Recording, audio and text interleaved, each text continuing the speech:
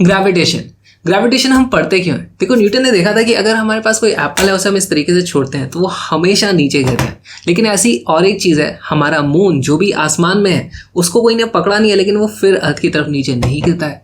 तो न्यूटन सोचते थे ऐसा क्यों हो रहा है, क्या इन दोनों के ऊपर कोई अलग अलग लॉ काम कर रहा है, या दोनों के ऊपर सेम ही लॉ काम कर रहा है लेकिन हम उस चीज़ को ठीक से देख नहीं पा रहे हैं। तो एक्चुअली मून भी नीचे की तरफ एक्सेलरेट करता है, लेकिन वो उसका सेंट्रीपिटल एक्सेलरेशन होता है, इसलिए वो चक्कर काटने लग जाता है नीचे गिरने की जगह। फिर न्यूटन ने इस फोर्स के बारे में कुछ कैलकुलेशंस करी। उन्होंने पता किया कि अर्थ का रेडियस कितना है, उसके कुछ एस्टिमेट थे, मून की दूरी कितनी है, उसके कुछ एस्टिमेट थे। उसके बाद उन्होंने अर्थ पे ऑब्जेक्ट्स का जो नीचे की तरफ एक्सेलरेशन ड्यू टू ग्रेविटी है और मून का जो एक्सेलरेशन ड्यू टू ग्रेविटी है, उन दोनों को उन्होंने कंपेयर किया और उन्होंने ये चीज़ पता करी कि ये जो एक्सेलरेशन है, acceleration is proportional to 1/r²। ये चीज़ उन्होंने पता कर ली। अब एक्सेलरेशन मास के भी प्रोपोर्शनल होता है, और क्योंकि फोर्स अगर एक ने दूसरे को खींचा है तो दूसरा भी उसे खींचेगा, तो फोर्स दोनों के मास के प्रोपोर्शनल होना चाहिए। तो उससे उन्हें पता चलता था कि force is proportional to m1 m2 divided by r²। ये एक ऑब्जर्वेशन बेस्ड लॉ था। अच्छा, इस चैप्टर में हम केप्लर्स लॉ भी पढ़ने वाले हैं। केप्लर्स लॉज जो वो भी ऑब्जर्वेशन बेस्ड लॉ ही थे, लेकिन उनको इस चैप्टर के लास्ट में पढ़ेंगे। अभी हम देखते हैं universal law of gravitation. Newton ने हमें बताया कि अगर हमारे पास कोई भी दो मास है m1 और m2, तो उनके ऊपर आपस में एक ग्रेविटेशनल फोर्स लगता है, जो फोर्स इस तरीके से लगेगा। देखो, m1 के ऊपर m2 के डायरेक्शन में लग जाएगा, m2 के ऊपर m1 के डायरेक्शन में लगेगा। इक्वल अमाउंट ऑफ फोर्स लगेगा, जितना फोर्स ये उतना ही फोर्स ये होगा, लेकिन उनका डायरेक्शन ऑपोजिट होगा। अच्छा, इन दोनों के बीच का डिस्टेंस अगर r है तो हमारा फोर्स इन दोनों मास के प्रोपोर्शनल होता है, r के स्क्वायर के इनवर्सली प्रोपोर्शनल होता है। इसका मतलब F is equal to g m1 m2 upon r²। यहाँ पर g क्या है? g एक प्रोपोर्शनैलिटी कांस्टेंट है, उसकी कुछ न्यूमेरिक वैल्यू होगी। हमारे केस में वो वैल्यू उसको बोला जाता है यूनिवर्सल ग्रेविटेशनल कांस्टेंट, क्योंकि पूरे यूनिवर्स में ये वैल्यू सेम है। और इसकी वैल्यू आ जाती है 6.67 इंटू 10⁻11 न्यूटन मीटर स्क्वायर पर kg²। ये यूनिट कहाँ से आई? देखो, इस r² को आप इधर ले जाओ, m1 m2 को आप नीचे ले जाओ, तो g की वैल्यू आ जाती है न्यूटन मीटर स्क्वायर पर kg²। अच्छा, इसी को कई बार कैलकुलेशन में यूज़ करने के लिए हम इस तरीके से भी लिख लेते हैं 20/3 इंटू 10⁻11 न्यूटन मीटर स्क्वायर पर kg²।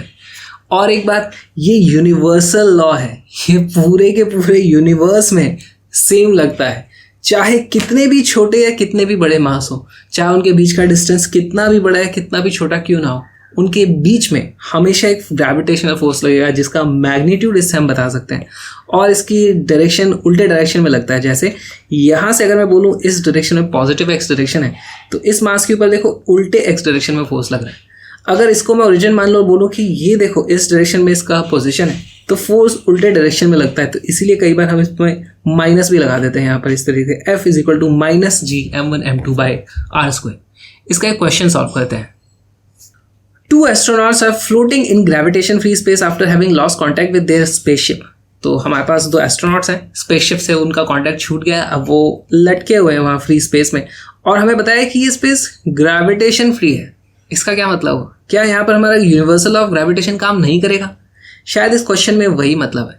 अच्छा, यूनिवर्सल ऑफ ग्रेविटेशन काम नहीं करेगा तो इसका मतलब क्या होगा? इन दोनों के ऊपर आपस में कोई भी अट्रैक्शन का फोर्स नहीं लगेगा, या फिर इनके आसपास मान लो अर्थ है या फिर यहाँ पे सन है, तो उनके बीच में भी कोई अट्रैक्शन का फोर्स नहीं होगा। तो यानी इन एस्ट्रोनॉट्स के ऊपर कोई भी नेट फोर्स नहीं लग रहा है। तो इसके ऊपर अगर कोई फोर्स ही नहीं है तो इसका कोई एक्सेलरेशन नहीं होगा। एक्सेलरेशन नहीं होगा तो इसका मतलब इसकी जो भी वेलोसिटी थी वही कंटिन्यू रहेगी। अब जिस वक्त इनका कांटेक्ट टूटा होगा वहाँ पर, तो इनकी कुछ ना कुछ तो इनिशियल वेलोसिटी हो ही सकती है। तो उस केस में हम क्या देखते हैं, मान लो अगर इन दोनों की इनिशियल वेलोसिटी इस तरफ थी बाय चांस, तो फिर तो ये मूव टुवर्ड्स ईच अदर वाला हमारा ऑप्शन करेक्ट हो जाएगा। मान लो इनकी इनिशियल वेलोसिटी ऐसे थी, तो फिर move away from each other वाला ऑप्शन करेक्ट हो जाएगा।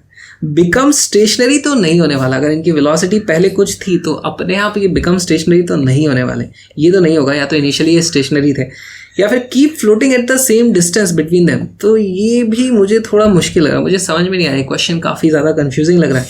लेकिन हमें एक चीज़ पता है कि यहाँ पर इनके बीच में एक्सेलरेशन 0 होगा। तो इनके ऊपर एक्सेलरेशन 0 होगा, इसका मतलब हम बोल सकते हैं कि they will keep floating at the same distance between them.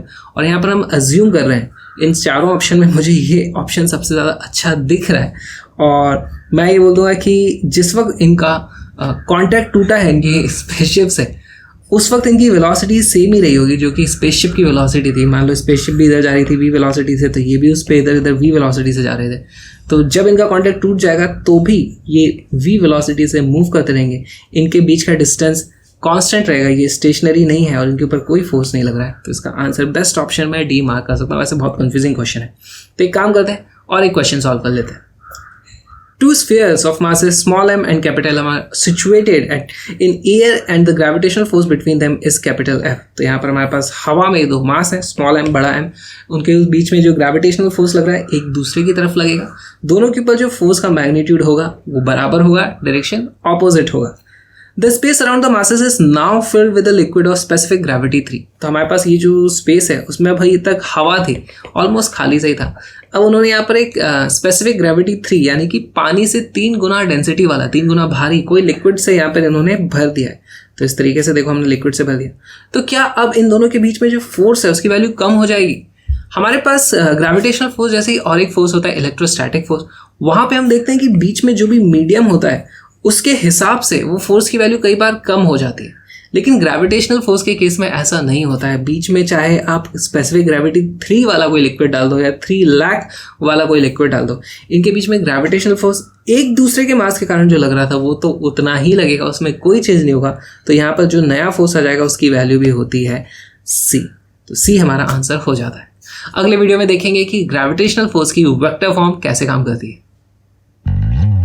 मेरे साथ लाइव फिजिक्स पढ़ोगे तो आ जाओ बॉम्ब फिजिक्स पर, जहाँ पर सारी की सारी लाइव क्लासेस होती है मेरी एब्सोल्युटली फ्री। इस लिंक पर आकर के आप मेरी लाइव क्लासेस को अटेंड कर सकते हो। लाइव क्लासेस होती कहाँ पे है? अनअकैडमी प्लेटफॉर्म पे, जो कि इंडिया का सबसे बढ़िया प्लेटफॉर्म है किसी भी कॉम्पिटिटिव एग्जाम की तैयारी करने के लिए। चाहे आप IIT की तैयारी कर रहे हो, नीट की कर रहे हो, CBSE या फाउंडेशन, आपका जो भी गोल हो, अनअकैडमी प्लस सब्सक्रिप्शन के साथ आपको मिलती हैं डेली लाइव क्लासेस, काफ़ी सारे नए नए कोर्सेज और बैच वहाँ पे हमेशा लॉन्च हो रहते हैं। इंडिया की टॉप फैकल्टी वहाँ पे पढ़ाती है, आप अपने डाउट्स भी वहाँ पे पूछ सकते हो और लाइव इंटरेक्शन की तो बात ही अलग है। तो आ जाओ अनअकैडमी प्लेटफॉर्म पे, आज ही अनअकैडमी लर्निंग ऐप डाउनलोड करो, अपने फ्री प्लान को अनलॉक करो मेरा कोड विक्रांत यूज़ करके, और हम पढ़ेंगे लाइव। और आप अपनी कॉम्पिटिटिव एग्जाम के प्रिपरेशन को एक लेवल अप करना चाहते हो तो प्लस या आइकॉनिक सब्सक्रिप्शन भी आप ले सकते हो, उसमें भी विक्रांत यूज़ करने से आपको मिलता है डिस्काउंट। तो मिलते हैं प्लस पे लाइव।